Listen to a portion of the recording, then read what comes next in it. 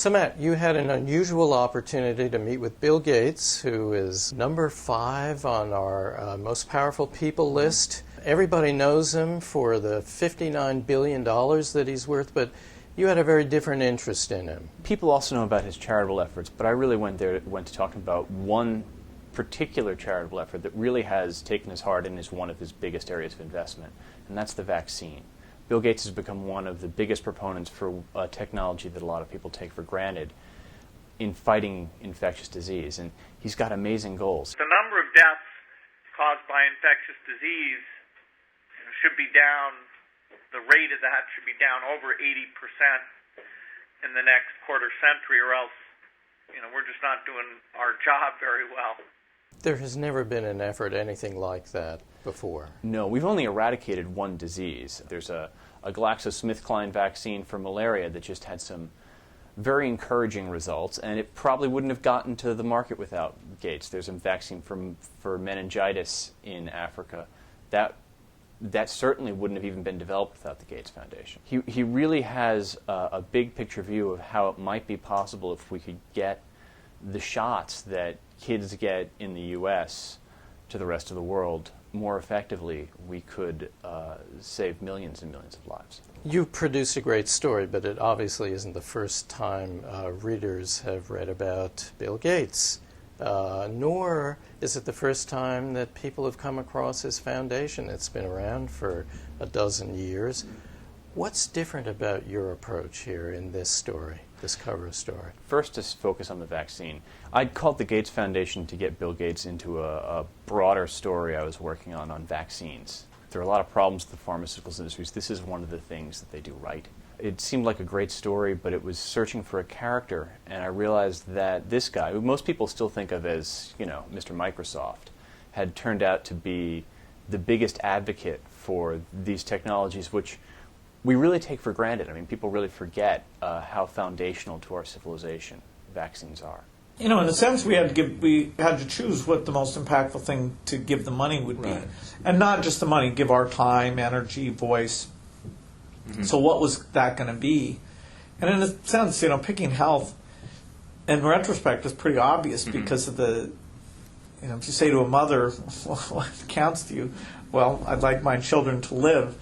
Probably be pretty high on the list. I'd like my child to develop their brain. I'd like them not to be handicapped. It's pretty clear human need.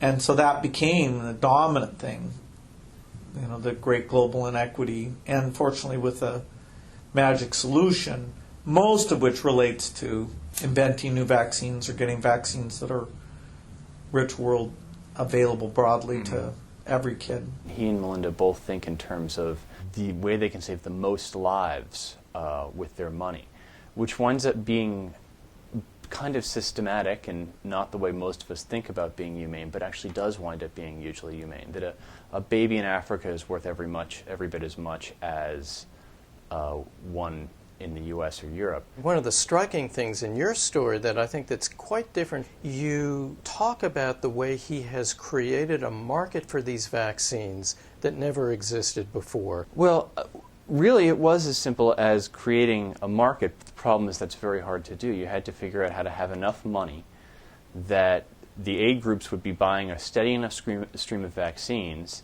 that the drug companies could make them, and how to constantly involve new players, developing world companies, in that effort to drive down costs further. Between the humanitarian impetus and good old Adam Smith-style competition, really has dramatically reduced the cost of those vaccines, and the cheaper they are, the easier they are to deliver. Now, here's a guy who is bringing to bear incredible resources, incredible drive, incredible focus, some of the same kinds of skills that he applied as a software engineer. The kid who really managed to get distributed personal computing to millions of people around the world. Comparing my two areas of work, it's a little tough.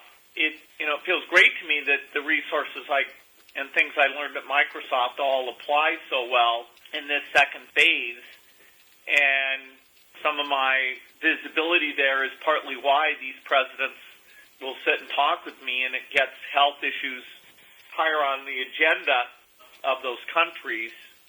I love this work, and there's some incredible people I get to work with in this stuff. The similarities are stronger than you might expect. What's different, I think, is that a lot of the time, to the rest of us, those efforts when it came to the personal computer seemed cold and aggressive. Here, he's still super numeric. I mean, he tends to talk.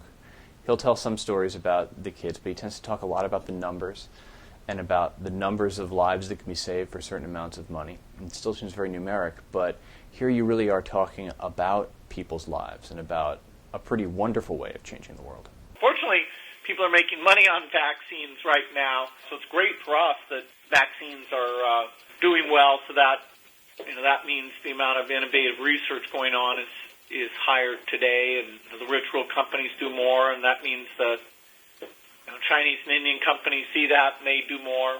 So it's a pretty good virtuous cycle right now in terms of focus on vaccines. He brings a particular approach to these dollars that really is groundbreaking in a way. Yeah, oh, it definitely is. I mean, the constant thinking of how do we save, looking for projects where you can get the most leverage, where you can save the most lives for the smallest investment, really is a rigorous and pretty powerful way to do this.